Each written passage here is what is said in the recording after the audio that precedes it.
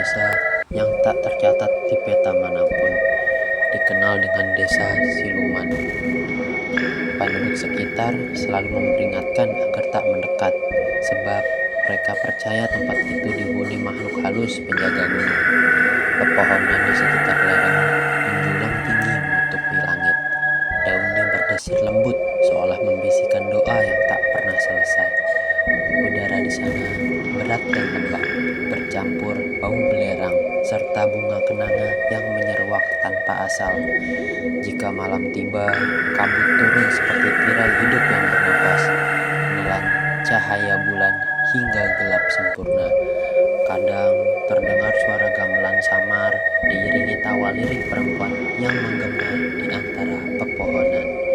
Tak seorang pun berani mencari sumbernya, sebab konon sekali melangkah ke dalam, jalan pulang takkan ditemukan lagi, bahkan burung pun enggan terbang di atasnya. Seolah tahu seolah tahu batas antara dunia manusia dan dunia roh. Orang tua selalu berkata, desa itu hanya muncul bagi mereka yang hatinya diliputi keserakahan, dan bagi yang menemukannya tak ada jaminan mereka masih kembali dalam wujud yang sama. Konon, pada masa lampau, desa itu dihuni oleh para petapa sakti yang menolak tunduk pada kerajaan. Mereka memilih tinggal jauh dari hiruk-pikuk dunia, mendirikan tempat pemujaan di tengah hutan. Seiring waktu, kesaktian mereka semakin besar hingga mampu menembus batas antara alam manusia dan alam gaib. Dari sinilah kabar tentang desa yang menghilang dan muncul sesuka waktu mulai terdengar. Penduduk sekitar sering melihat cahaya hijau menari di antara pepohonan saat malam tertentu. Beberapa menggambarkannya seperti obor. Namun ada pula yang bersumpah melihat sosok-sosok berjubah hitam berjalan di antara kabut. Mereka tidak meninggalkan jejak, hanya hawa dingin dan bisikan yang menggema di telinga. Banyak yang percaya roh-roh para petapa itu masih menjaga tempat tersebut dari manusia serakah. Suatu ketika, sekelompok penambang pasir dari lereng bawah mencoba menelusuri jalur hutan menuju lokasi misterius itu. Mereka mendengar desas-desus bahwa di sana terdapat batu hijau yang bisa membawa keberuntungan. Dengan peralatan seadanya, mereka mendaki pada dini hari, berharap menemukan kekayaan sebelum fajar menyingsing. Namun, semakin dalam mereka melangkah, kabut menjadi pekat dan suara alam mendadak hilang. Tak ada burung, tak ada angin, hanya detak jantung yang terasa berdentum keras di dada. Salah satu dari mereka mengaku mendengar langkah kaki di belakangnya, tapi ketika menoleh, tak ada siapapun. Rasa takut mulai menjalar, namun rasa tamak membuat mereka terus berjalan. Hingga akhirnya suara tawa perempuan terdengar dekat sekali, seolah tepat di telinga mereka. Ketika kabut menipis sesaat, mereka melihat rumah-rumah tua berdiri di antara pepohonan, beratap rumbia dan berasap dari cerobongnya. Dari celah pintu, tampak bayangan orang-orang berjalan pelan, seperti penduduk biasa yang sedang beraktivitas. Salah seorang penambang berseru gembira karena mengira mereka menemukan desa yang hilang. Namun ketika mereka melangkah masuk, aroma dupa menyengat dan suasana berubah aneh. Langit yang tadinya terang menjadi keabu-abuan, sementara langkah mereka terasa berat oleh tanah menarik ke bawah. Wajah-wajah penghuni desa mulai terlihat pucat dan kosong tanpa bola mata. Mereka tersenyum kaku, mempersilahkan tamu untuk duduk, tetapi tak ada suara keluar dari bibir mereka. Saat itulah para penambang sadar bahwa mereka bukan sedang berkunjung ke desa manusia. Dalam ketakutan, salah satu penambang mencoba membaca doa, namun suaranya hilang begitu saja, seolah ditelan udara. Seorang perempuan berambut panjang keluar dari rumah paling ujung, memakai kain hijau tua dan perhiasan dari tulang. Ia menatap tajam dengan mata yang memantulkan cahaya api, lalu mengangkat tangannya pelan.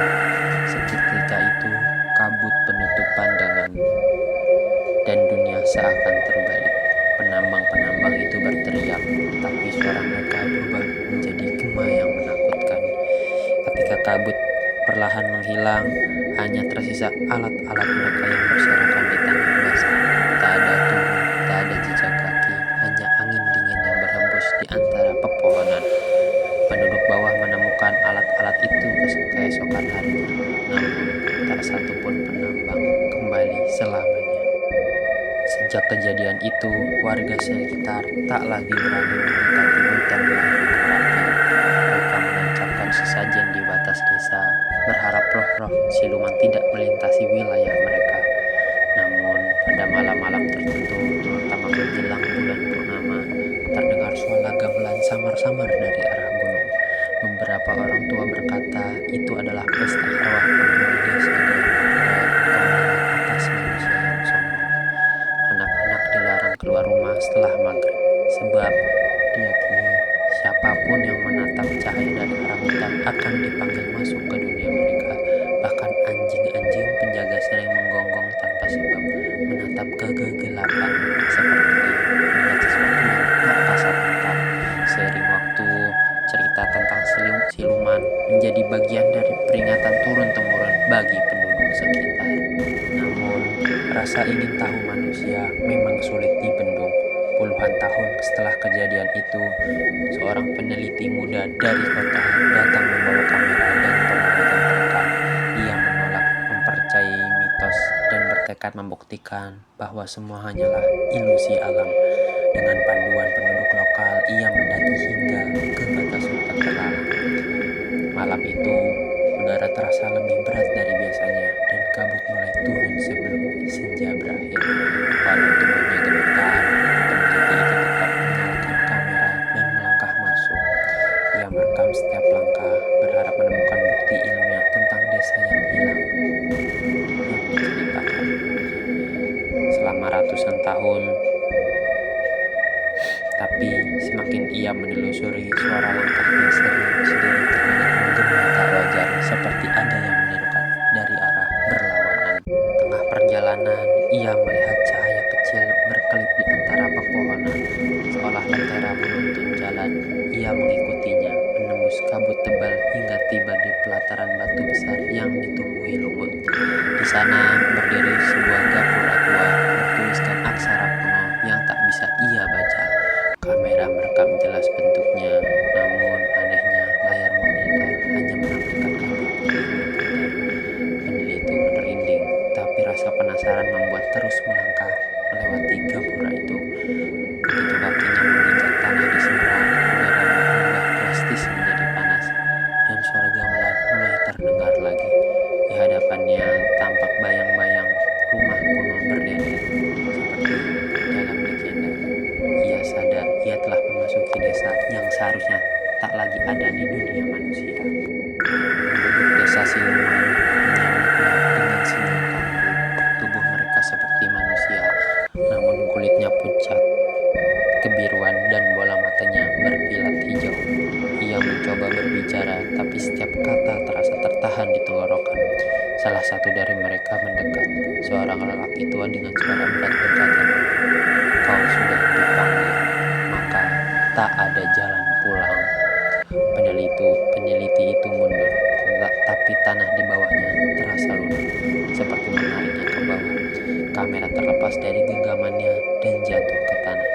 Cahaya dari lentera memantul di wajah makhluk memperlihatkan wujud laki yang menyeramkan sebagai tanpa bayangan. Sebagian lagi melayang tanpa kaki. Saat ketakutan memuncak, dunia di sekitarnya berubah menjadi pusaran kabut putih yang menelan segalanya.